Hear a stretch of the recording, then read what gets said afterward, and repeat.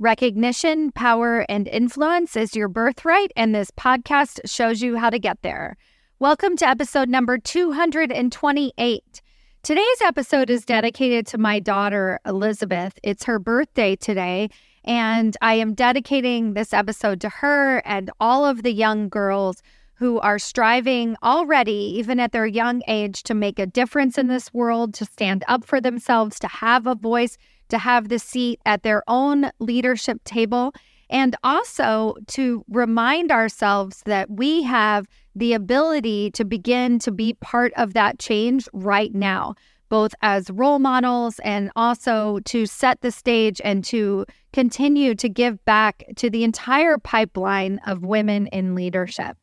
As part of today's episode, I'm also celebrating the work of Girls Leadership and the recent research project that just culminated in a report that you can actually download online that was the first research report of its kind for Asian American, Native Hawaiian, Pacific Islander girls and gender expansive youth. We'll link to that report in the show notes, and then I'm also sharing with you some of the key findings in today's episode. We have a lot going on today, so let's get started. Welcome to Women Changing Leadership. I am your host, Stacy Mayer, and I teach you how to get promoted, get paid, and bring your whole self to the leadership table. I am on a mission to change organizations from the C-suite out because women are the new face of leadership, and we are doing it on our terms. Hello, corporate badasses. Welcome to another episode of Women Changing Leadership. I am your host, Stacy Mayer, and super excited, as always, to be here with you again this week. Today is my daughter, Elizabeth's birthday. She turns 9 years old today, and I am recording this episode as a gift to her, but I know that she, as you might have learned or heard in my most recent podcast episode, she's not a fan of my podcast, nor does she listen to it, but maybe someday. And also as a gift to all of you with young girls or who are doing work on the pipeline of bringing more women into executive leadership, working with young girls in male-dominated industries, working in terms of helping young girls find their leadership voice, somebody who is even associated with a young girl. Hopefully, today's episode will provide some insight. I'll share some personal stories on my journey working with a young girl in leadership and also trying to be a role model myself, some of the things that are working, some of the things that feel kind of clunky and don't necessarily feel like they're working, but I'll share that process with you today. And then also, I really want to share with you what I've been learning from a very special nonprofit organization called Girls Leadership in Oakland, California, but they're all over the United States. And I recently attended their benefit gala, actually just last week, and they have a really incredible, in-depth new leadership report that they just released. It's called Why We Lead, and I'll explain more about some of the findings in that report as well. So one of the things that I really want to kind of set the stage for today's conversation is this episode is dedicated to young girls who are a little bit too loud, a little bit too prickly, a little bit too bossy, a little bit too opinionated, a little bit too bitchy, a little bit too badass, a little bit too quiet, a little bit too not smiling enough. Whatever that might be for the little girl that's inside of you or the little girl that you might actually have in your household, this episode is dedicated to you and your strength and your power and encouragement to you to keep going, to keep pushing boundaries, to keep seeing what is really possible within yourself. I tell this to my daughter every single day in my mind, sometimes verbally out loud, and she just says, "Mom, leave me alone."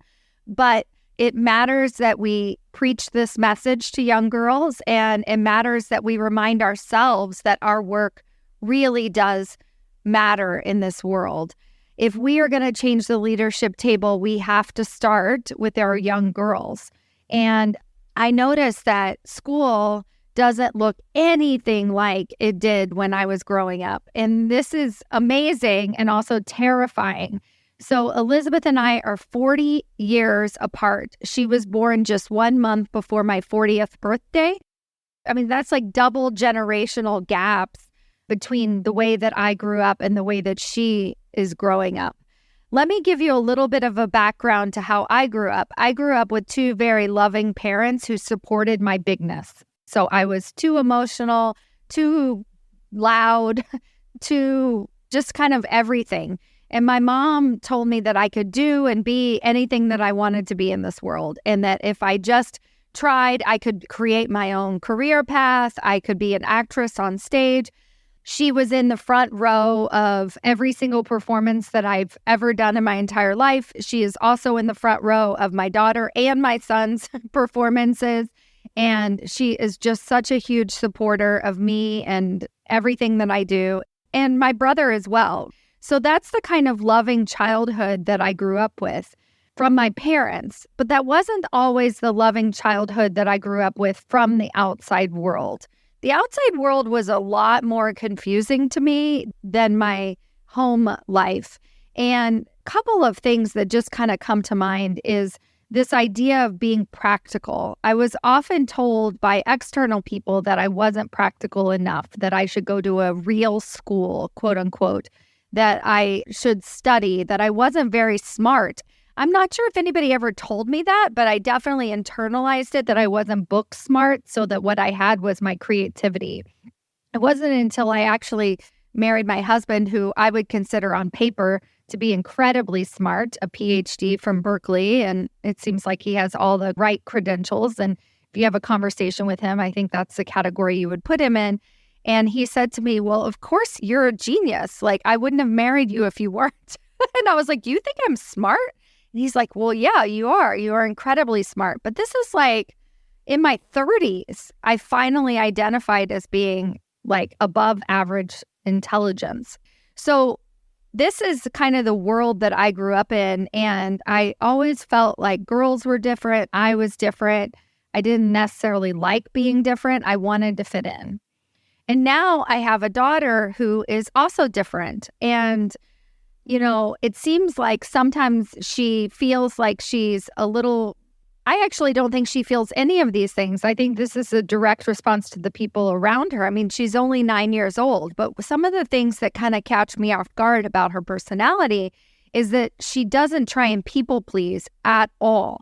I think people pleasing in my life has definitely gotten in my way over the years, but she doesn't care. And here's an example of a teacher in her aerial class, like where she hangs on these silks and flies up in the air. He's always giving her really great advice on different routines that she can practice. And she just says to him, no. And I think he was a bit concerned and put off by this because he said something to me. He's like, does Elizabeth like this class? And I was like, look, if she didn't like this class, she wouldn't be here. She only does things that she wants to do. And you just have to trust that she loves this class. And her no is not indicative of him. And I actually asked her about this. I was like, why do you always tell him no? And she's like, well, he doesn't have very good ideas. And I thought that was brilliant. Oh my God. I was like, but then when he does have a good idea, you know what she says? Yes. And she does it. She listens. This is an example of a girl in leadership, a girl who has a voice. And even to me, her mother, I find it a bit odd. I'm like, wow, you just tell people in authority no? And, you know, and I kind of noticed that there are reactions to this. And she is a very kind, very giving, very loving person, but she's also very clear and she knows exactly what she wants. I recently attended a girls' leadership workshop with her, and that's the organization that I was talking about at the beginning of this podcast episode. In this workshop, I want to highlight some of the key areas that they work with girls on. And so we take this workshop. It's with girls that are in 2nd and 3rd grade. In the first workshop, they define what a leader is. They kind of communicate, tell stories. And then in the second workshop, we talked about what it meant to be a true friend. And I found this concept really interesting because basically what they were trying to promote was sort of getting away from having that single best friend, that bestie that you basically ignore and isolate every single other person around you except for that best friend. And so they called it a true friend. And a true friend allows space for other people. It allows space for disagreement, but it's that person who never really ultimately leaves your side. You can walk away from them. You can come back to them. I thought that was really great. And my daughter, I noticed, felt a little bit sad around this concept because she didn't feel like she had any true friends. But when we investigated a little bit deeper, she actually identified several true friends in her life and at school. I noticed like a certain amount of calm and peace come over her, not certainty by any means, but just sort of a like, everything is going to be okay. And here's the twist. Halfway through this class, they asked everybody in the class, and now, granted, I didn't explain this, but the mothers or parent, caregiver, whoever, it could be, there were some fathers in the group as well, actually attend the class, and they ask us to do all of the exercises as well, which I find incredibly fascinating to hear our perspective. So anyway, they kind of switched it on us and they said, how do you talk to yourself? So they started to talk about self-talk and how are we communicating to ourselves as a true friend? And I was like, oh my God, this is genius. And so going forward, I had this beautiful concept, this language that I could use with my daughter. I really want this episode, just pick up whatever I'm sharing with you if it feels useful in working with a young girl in your life. But it was so incredible because my daughter would say something very negative, like I don't have any friends at all. And I was like, is that a true friend voice? She's like, no, And then at least even if she couldn't go to the positive, she at least recognized that she wasn't communicating with herself as a true friend. And if we can't communicate with ourselves as a true friend, then how are we supposed to invite in other people to be true friends with us as well? And so this has been really, really helpful as an exercise. Something else that I noticed is the final workshop, they asked everybody to identify what it means to be brave or courageous. That was one of the qualities of leadership. And first of all, remember, brave and courage is a huge quality of leadership. So if you're somebody who's feeling slightly frustrated, remember this is part of the process that for us as women to be brave and courageous. So they asked the women around the room to explain what brave and courageous meant and how they saw themselves as brave or courageous. And the biggest thing that I noticed is that all of the girls in the class, they all mentioned everyday activities, like asking to play with a group of friends, just like literally like speaking up, making sure that they tell somebody else how they feel. My daughter uses a concept called I language, which is like I messages where I felt this way when you did that. So at a very young age, she's already practicing some of the tools that I work with my clients on a regular basis. And we've never been exposed to these in our life. So I have so much hope and positivity towards the future for women in leadership just by looking at what's being given to these young girls. But what I noticed was, so the young girls would speak in sort of like everyday, going to a new school or meeting new friends, things like that were very courageous. And for the adults, it was always something really, really big, like quitting my job. So something like really heavy was brave and courageous. And I took this to say, hey, you know what? It's actually when I hear the girls talk about these brave, courageous things they do every single day, I'm doing that as well. And so how am I not giving myself credit for the brave and courageous things that I'm doing every single week? So that was some kind of practice that I ended up trying on for myself because I really want to do and acknowledge all of the brave, courageous things that all of us do every single day. And a lot of times I'll ask my clients for wins. Actually, every time I ask my clients to share wins and celebrations from their week. And sometimes it's really difficult to think of something, but they are there. We have wins every single day, just like we have failures or we feel stressed or we feel frustrated. We're constantly winning as well. We're constantly doing brave and courageous acts. So this is all very, very huge. I will try and share a couple of other things I've been working with my daughter on to kind of step into her own leadership and to find her voice, her courageous voice. But before I do that, and we'll sort of see how the rest of this episode plays out, I really want to acknowledge the work that Girls Leadership is doing with young girls. So I found out about this organization through school. They had suggested it for Elizabeth because, I guess she had leadership qualities. But why would they suggest a girls' leadership course for her if nothing was going wrong? I don't think they're telling the girls that feel very confident and outspoken that they need a girls' leadership course. They're telling her this because finding her voice, speaking up, sharing her message, using an iMessage, telling somebody in a classmate no, walking away when she doesn't feel comfortable, it hurts because it means that you don't feel like you're a part of the tribe. Being a leader, unfortunately, does often exclude you from other people. If you're leading them, it's separate.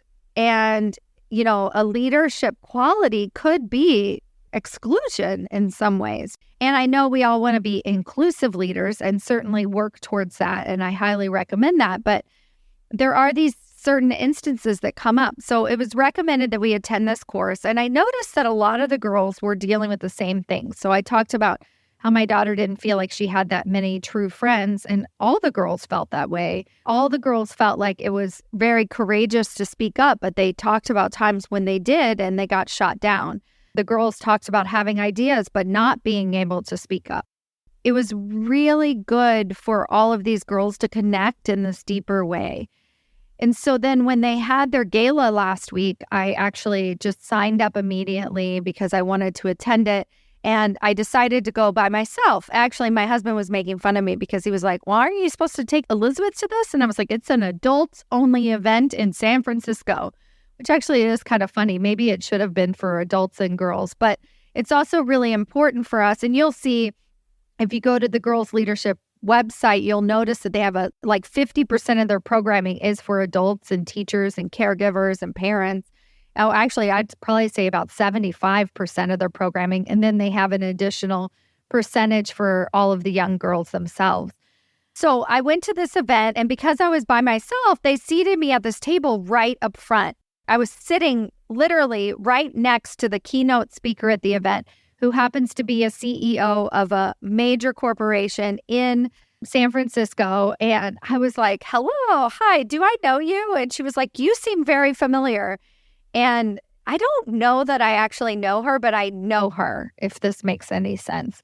I felt connected to her. I told her about the work that I was doing, my podcast. I invited her to be a guest on my podcast. She immediately said, "Yes, we'll get that recorded and sent out to you right away." But I didn't think that it was coincidental that I ended up sitting right next to her. And it made me feel very proud of the work that I'm doing. I'm not a CEO of a huge corporation in San Francisco, but I am helping women get to that CEO suite and actually find themselves with that voice, that position of leadership and empowerment. So as part of this gala, they were actually recognizing a big study, and this was the release of this huge study that they had done as part of Girls Leadership that was for Asian American, Native Heritage, Pacific Islander girls and gender-associated youth. And it was this first study of its kind where they interviewed over 2,000 young girls of Asian American, Native Heritage, Pacific Islander Association. And they also interviewed teachers. And they formed this youth council that met on a regular basis. And this youth council was actually formed of a bunch of teenage youth. And they would get together, and then they were in charge of how this study was going to be conducted, of course, with a couple of adult leaders that helped guide them along their way. But you could really tell when they were celebrating their research findings and really celebrating this fantastic accomplishment that they had done, that it was run by these young girls. And The reason that I say that is because it was very clear to me who owned the room. I was sitting right next to this really powerful executive leader, and she is humbled by all of the young women that are getting up there and speaking and talking about what this research meant to them and what it felt like to be able to be a part of this community, and how for the first time as young female leaders, they were able to connect and really explore their ideas and put some money behind it and really go out and find out what other people are saying. It was just such a huge accomplishment to be able to do that. And so I was really impressed and inspired by all of the girls who got up there and who spoke about this. And I just wanted to share with you a couple of the findings. So first of all, I definitely recommend that you go to girlsleadership.org/whyWeLead and definitely download the report. It's on their website. We'll also link to that in the show notes. But here's a couple of the findings. Let me just read this because it's just really cool. So why did they do this report, this study? To shed light on the leadership aspirations and challenges faced by Asian American, Native Hawaiian, and Pacific Islander girls and gender-expansive youth.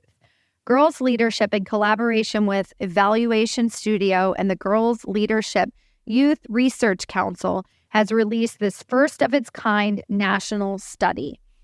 And they were talking about how a study like this had never been done for Asian American communities specifically. So that was something that really stood out to me as sort of like, why? Why not? As Asian Americans, Native Hawaiians, and Pacific Islanders continue to emerge as one of the fastest growing ethnic groups in the United States, comprising 7.7% of the total population, Why We Lead addresses a critical gap in research.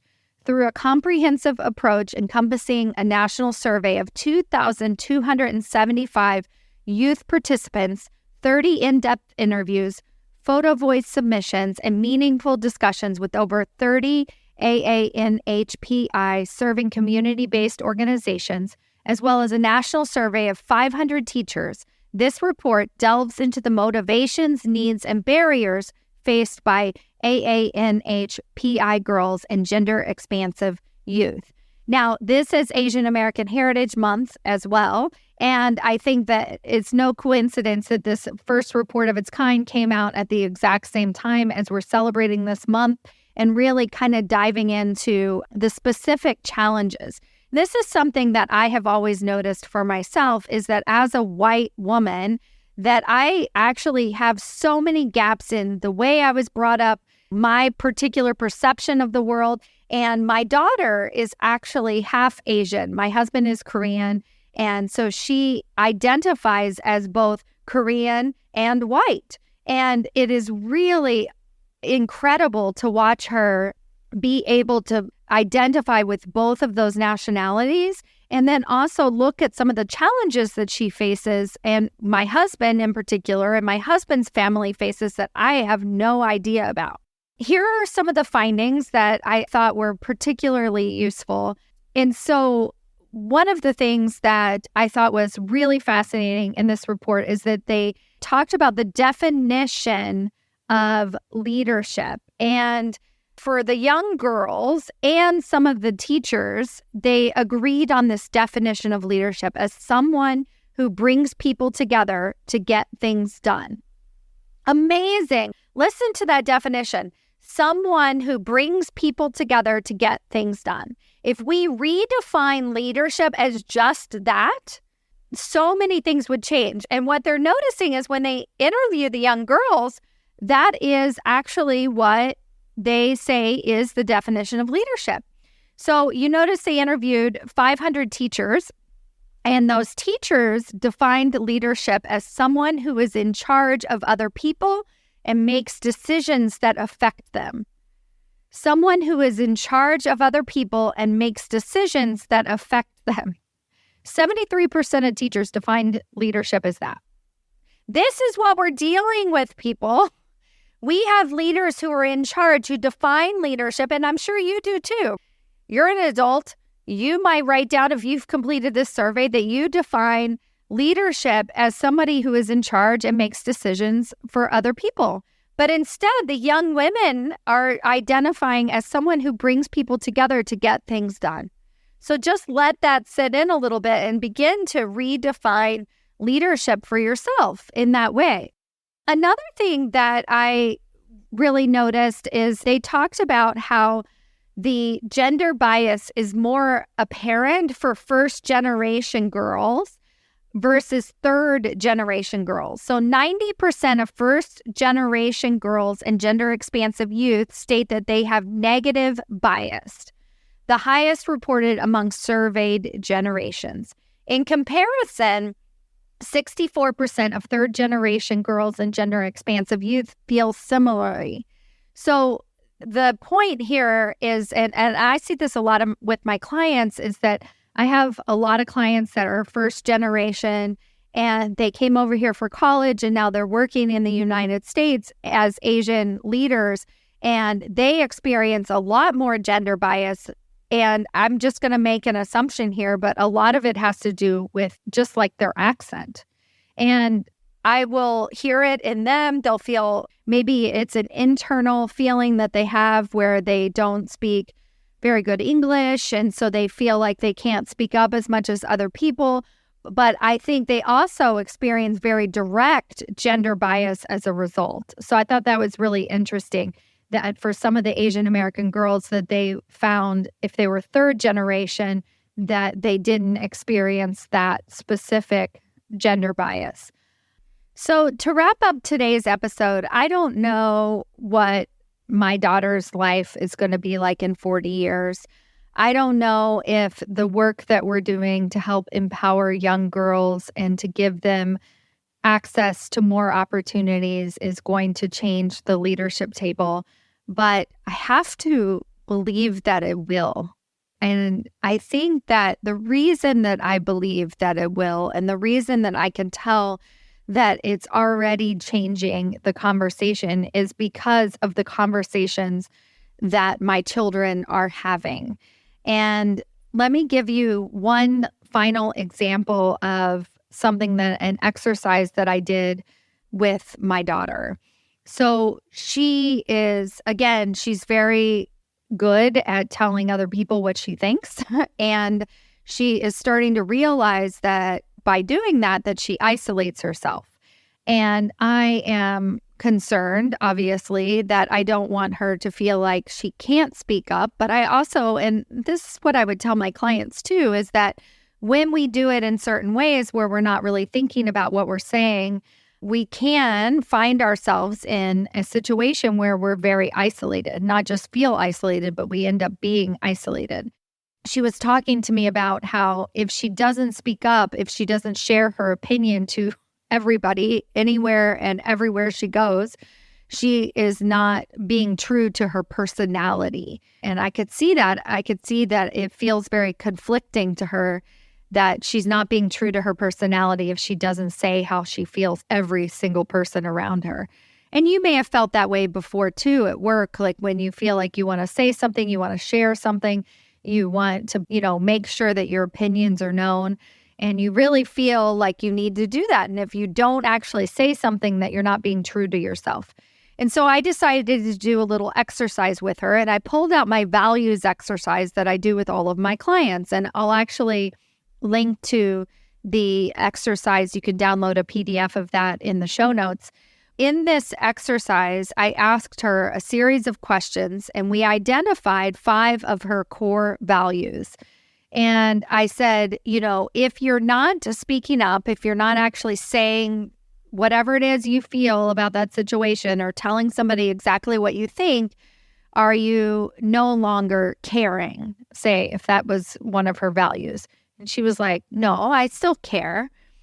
And then we kind of went through each of her values. And I said to her, nobody, nowhere can take away your values. Your values are your values. This is nobody else's to take away from you. This is your personality. This is who you are at its core.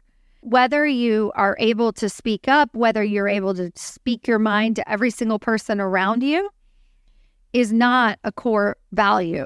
It doesn't matter. It doesn't take away from your value system or your personality if you keep your mouth shut. And it sounds a little funny because, I'm talking about empowering young girls, but we also have to know where to put our energy. And a lot of the work that I'm doing with women is to tell them, hey, back off of this person who is just throwing you under the bus constantly. And every time you push back, you get hurt. You're the one who gets hurt over and over and over again. And let's start redirecting our energy in the right areas. Because the truth is, you deserve that voice at the table. You are capable of having that voice at the table.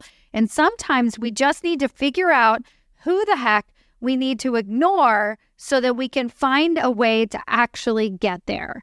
And that's something that I started working with my daughter on so that we could find that balance, because she's really trying to find a way, and I don't want to squash her words and her opinions and her strength and her courage. And that's why I dedicated this. It's not easy, the work that we're doing. It is hard. It is hard to figure out that balance. But the truth is that we all deserve that voice at the table. We're all ready to claim our seat. And sometimes the ways that we're going to go about getting there is not going to look like the way that somebody else got there. And we don't have to lose sight of our values and our personality along the way. So this is something I'm working on for myself, with my clients, with my daughter. Again, I don't know how all this is going to play out in 40 years, but I have to think something is changing, something is shifting. And if we get more women like you into seats of power and influence, then we are truly changing the leadership table. All right. Thank you all so much for listening. Happy birthday, Elizabeth. I love you, love you, love you so much. And I'll see you all next week. Bye.